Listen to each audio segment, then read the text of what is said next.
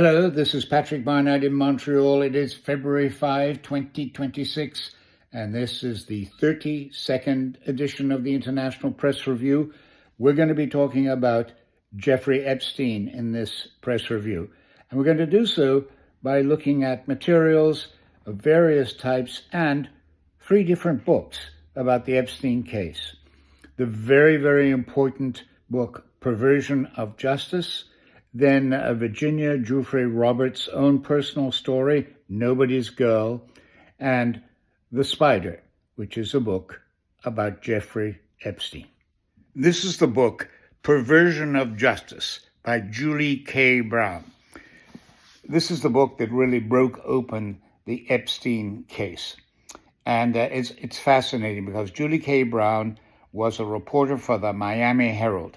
She worked with a colleague called Emily Michaud, and what Julie K. Brown did was that she realized that there was a huge story behind the Epstein saga, and that was the story of the victims, which had never been told. And she realized this in 2017, 2018, and her series in the Miami Herald changed history. As you know, there's just been a huge publication of documents by the United States Department of Justice. That publication is still very incomplete in terms of the documents that are actually possessed by the government. Here's journalist Vicky Ward, of whom we will speak later, and Julie K. Brown talking about the latest documents. And you get a feeling here of what Julie K. Brown is like. And we could chat about all things Epstein, because I feel like you and I have been on this for a very long time. Much longer than me. Well, yes, but what you did made a difference, which is the key thing. And obviously, so for people who are hopping on, Julie and I met when we covered Ghislaine Maxwell's criminal trial. But then obviously I loved the book that you wrote. But I would just love to get your take, Julie, on, what you make of this latest document dump, what you're hearing from your sources. Is there anything in it that shocks you? Shock, probably not, because I've been on this case for so long that I've seen so much that nothing really shocks me. But I do think there is a lot more clues in here, if you will, about exactly how he was able to get away with what he did for so long, and more information about the victims, and quite frankly, more information about the trafficking of these victims. I've seen some reports where they're sort of saying, nothing to see here. Todd Blanche has said there's nothing more to prosecute. But in fact, there are a lot of witness statements in here where they say that they were raped or sexually assaulted, not only by Epstein, but there's a lot more information about Maxwell and her role in, you and I know how involved she was, but I don't think the public understands, quite frankly, how involved she was and how she was such a critical part of this. Ghislaine Maxwell was the British socialite turned New Yorker who was very closely connected with Jeffrey Epstein from approximately 1992 until 2005, more than a decade. And what she did was she helped him in business and he helped her. But together they ran what Julie K. Brown calls this sexual pyramid scheme. At the top was Epstein and Maxwell. Below them, a handful of enablers always. And below those people, a huge number of young girls and women, mostly young girls below the age of 18. And they were girls who came from broken families in Florida, who were on the street sometimes, very, very desperate. And they were the people that Maxwell and Epstein trafficked and exploited. There's been estimates that there were about 1,000 or 1,200, but my guesstimate is that there were, in this sexual pyramid scheme, to use Brown's phrase, about 2,000 to 3,000 young women. Complaints about Jeffrey Epstein luring high school girls from the Palm Beach schools into his mansion for the purposes of erotic massage and prostitution began to emerge in 2004, but it wasn't until 2008 that he was prosecuted, and even then he got a ridiculous plea deal from the federal government which allowed him to plead guilty to a charge of solicitation of prostitution at the state level. A whole huge, elaborate federal case was simply pushed aside, and Epstein's co-conspirators, his enablers, were allowed to be named in the papers but not prosecuted. They got away scot-free. And the deal itself, the details of this deal were hidden from the victims. And that's a key to this story. Julie K. Brown of the Miami Herald was not the first person to break this story, but what she did in 2017 when she was doing some research on sex trafficking in Florida, what she did was to realize the enormous importance of that very false, bad plea deal that was negotiated in 2008. And she knew that the victims of this story had never been heard, and so she sought them out. One of the people she found was someone called Courtney Wild. She had fallen into the clutches of Jeffrey Epstein when she was 14 years old, still wearing braces. And here is the Courtney Wild of today talking to the Australian Broadcasting Corporation. Out of the disaster and tragedy of Epstein, what is the take-home message? What do you want the world to know? That our voice matters. Your voice matters. It's never okay to be sexually abused, ever. And that we have the choice to speak out, and that people will listen to you and believe you, and that it wasn't your fault. Did you always know you'd been sexually abused? No, for a long time I battled with that. For a long time I didn't identify myself as a victim because I willingly went to Jeffrey over and over again. But over time, just, when maturity sets in and you become an adult and a woman and you have kids yourself, you just look back and you realize that you were definitely a victim and you were preyed on. Jeffrey Epstein was highly, highly manipulative. What he did with Courtney Wild, he did with hundreds of other high school girls. All of this was illegal. Courtney didn't like the sexual side of this massage business with Epstein, so she got $200 or $300 for that. But she could get out of the sex business by bringing other girls into Epstein's mansion, and that is what she did. And then she would receive money for doing that.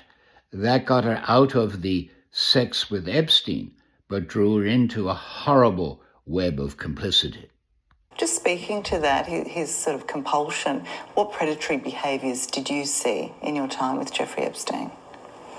He just became, you could tell his addiction wasn't drugs or alcohol. It was definitely young girls.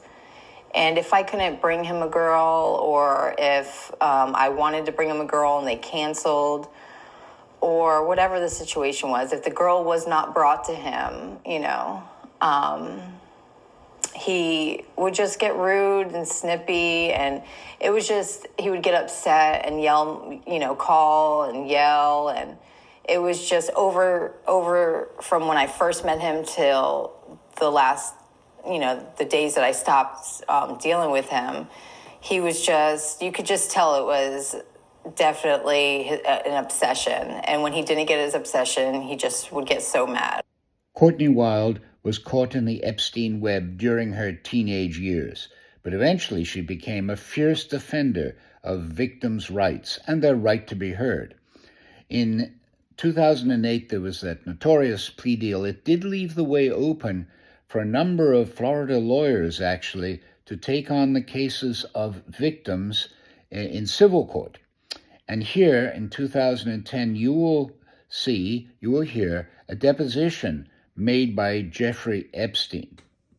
Have you ever had a personal relationship with Donald Trump? What do you mean by personal relationships? Have you socialized with him? Yes, sir. Yes? Yes, sir. Have you ever socialized with Donald Trump in the presence of females under the age of 18? Though I'd like to answer that question, at least today, I'm going to have to assert my 5th, 6th, and 14th Amendment rights, sir. That evocation by Jeffrey Epstein of his Fifth Amendment right not to incriminate himself dates from 2010. Well, now it is February 9, 2026, and today, before the U.S. Congress, Ghislaine Maxwell did exactly the same thing. She was in the middle of a deposition. She was making it by remote from a prison cell in Texas, and she invoked her fifth. The Democratic members of the committee suggested she was part of a very great cover-up. Remember that Maxwell and Epstein ran a sex ring for more than a decade until she went on to other things. Epstein used those young women to farm them out to rich, white men. Most of those men, when they've been confronted with what they did, have denied it, but they have been lying. Today, February 9th, Congresswoman Melanie Stansbury of New Mexico, a Democrat, came out into the halls of Congress, and she had attended the deposition by Ghislaine Maxwell. Stansbury said that what Maxwell was trying to do was to purchase her clemency from the president in return for a kind of silence. This is what Stansbury said. The United States government is engaged in an active cover-up of the largest sex trafficking scandal and influence peddling scandal in the history of the United States, and Donald Trump is right at the center of it. And the person who is living to provide the evidence, who knows what is going on, is trying to invoke the fifth to buy her clemency. So let's be clear on what we saw here today. This was an effort to essentially try to secure her pardon by keeping her mouth shut. And we will not allow this silence to stand. It was announced late last week that the Department of Justice would allow members of Congress to view the unredacted files of the files that have been released, and many of us will head to the Department of Justice today to look at the memos and internal documents of the Department of Justice that were removed from the website to understand why names of survivors were unmasked and why and who the Department of Justice is shielding as they have redacted files that include perpetrators and co-conspirators. There are 3 million files still to be seen in the Epstein case. They're being withheld by the United States government, and that's in clear violation of the Epstein Transparency Act that led to all this revelation. The picture you're seeing on the screen now is from the Financial Times, the weekend edition that's just passed.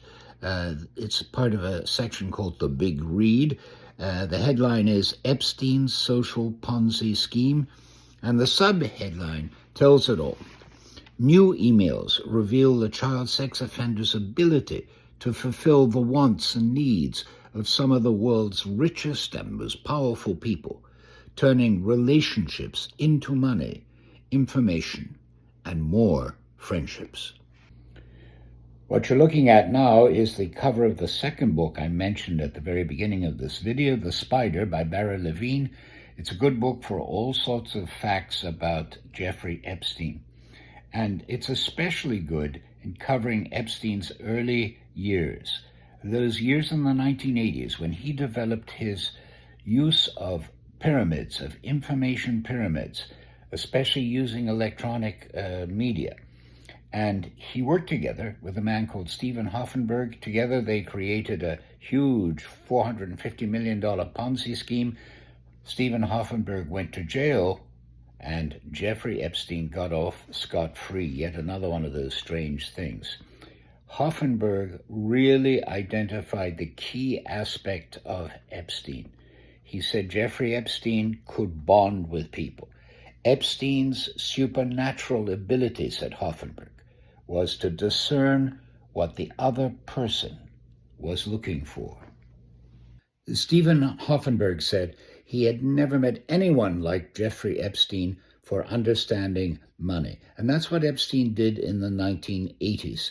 He also was mixed up, it's fairly certain, with arms dealers and all sorts of offshore operations. Vicky Ward, whom we mentioned earlier in this video, wrote a piece for Rolling Stone about the possibility that Epstein might have been a spy.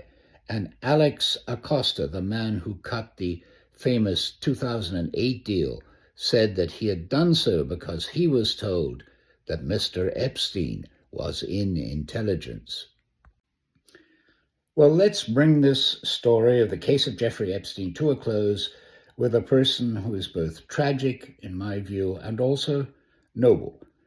The person is Virginia Roberts Giuffre. She is the famous person in that photo with a certain Mr. Andrew. He's lost his title now. And it's very interesting because the latest Epstein files prove that her version of that photo is actually correct. She is a surprisingly honest observer. This book is the story of her life.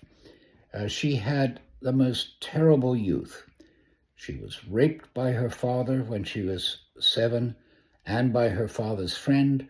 Then when she was 14, bouncing around all sorts of places, she fell into the hands of a man called Ron Eppinger, who ran an escort agency, and she was only 14 at the time. This was really the school of hard knocks. And then she graduated to Jeffrey Epstein's world, which she managed to escape from. And now, to conclude, here is Virginia Roberts Giuffre talking to the Australian Broadcasting Corporation's Tara Brown. And it's a good time to start holding these monsters accountable. What is it that drives you today, Virginia? Is it the sadness? Is it the anger? It's the responsibility in my eyes. I mean, of course, there is sadness, there is anger, there's scars that will never heal, ever. But to me, more than anything, it's a responsibility that I have. And I implore the community to please stand next to me and help me bring down all these bad people. And if you've got somebody in your life that's doing this to you too, speak out, stand up. The times are changing as they should be. And it's a good time to start holding these monsters accountable.